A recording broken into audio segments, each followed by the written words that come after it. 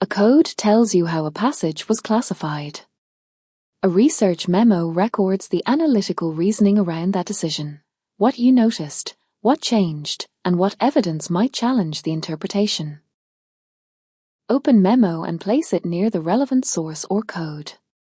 A useful memo names the emerging idea, records uncertainty, and ends with a next action such as comparing another case or revisiting a definition.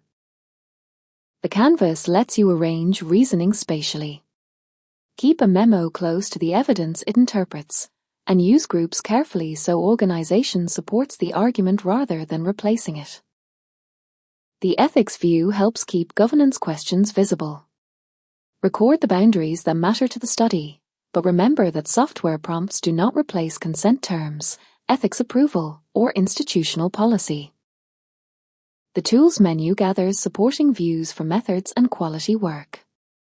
Use excerpts and the codebook to inspect evidence, and generate a method statement only after confirming that it accurately describes what you did.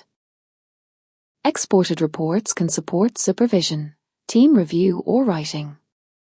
When AI was used, include the relevant disclosure and retain the human decisions behind accepted or rejected suggestions. You do not need to document every click.